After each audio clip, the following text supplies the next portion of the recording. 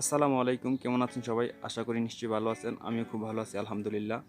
আপনাদেরকে আজ দেখাবো জবা গাছ, জবা ফুলের ডাল কিভাবে কলম করা হয় সহজ পদ্ধতিতে।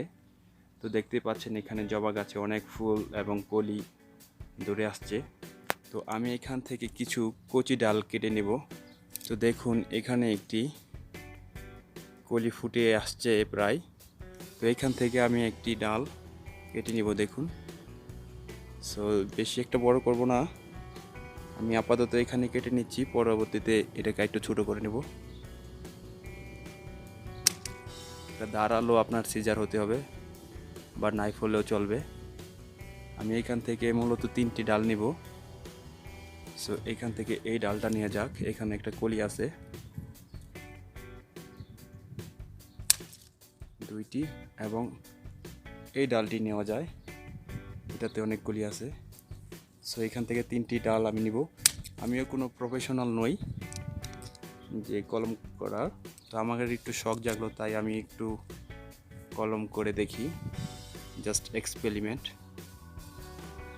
সো আমি 3টি ডাল নিয়ে নিয়েছি এখানে দেখুন।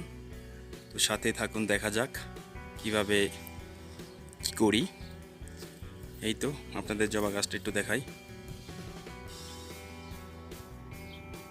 খুব সুন্দর এখানে ফুল আসছে, ফুল ঝরতেছে।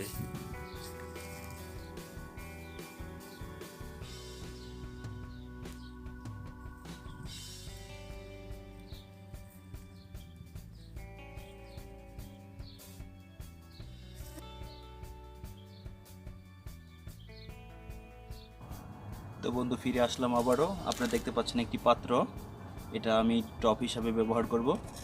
তো একটি প্লাস্টিকের পাত্রতে একদম ঝরঝরে মাটি, শুধু মাটি, এখানে আর কিছু নেই। তো এখানে কিছু অংশ ফোটা আছে যাতে পানি দিলে পানি নিচে ঘিরে যায়। আর এই হচ্ছে আমার ডালগুলা। সো আমি ডালের প্রথমত পাতাগুলো একটু ছেটে দিচ্ছি, সম্পূর্ণ পাতায় ছেটে দিব। সো এখানে একটি কলি দেখা যাচ্ছে, কলিটা রেখে দিতে চাচ্ছি। আর উপরের পাতাগুলো একটু হাফ করে কেটে নেব। সো আমার একটা কাটা শেষ, এবং আরেকটি কেটে নিচ্ছি এভাবে। একটি কলি ফেলে দিলাম।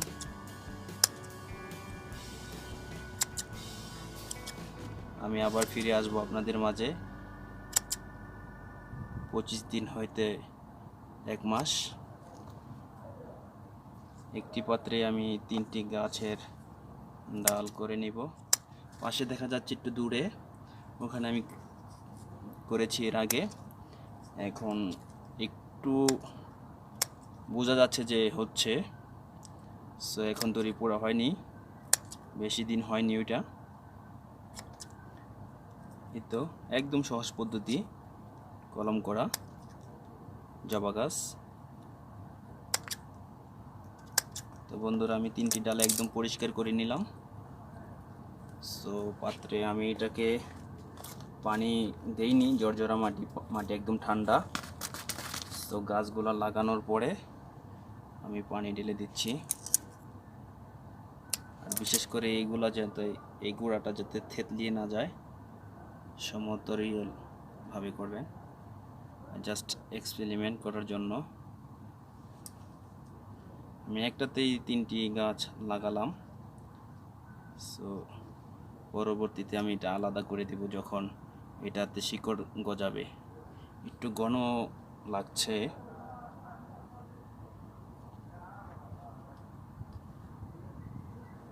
খুব সুন্দর লাগতেছে। এটাতে আমি অবশ্যই এখন পানি ঢালবো। তো বন্ধুরা আমি এটাতে এখন পানি ইউজ করতেছি, চাইলে আপনিও করতে পারেন কলম। কারো বাসা থেকে বা বাসায় যদি না থাকে, কোনো নার্সারিতে ডাল কেটে নিয়ে আসলেন,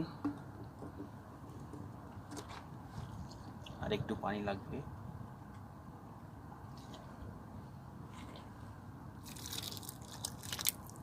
বেশি পানি দেওয়া যাবে না, পরিমাণ মতো পানি থাকবে।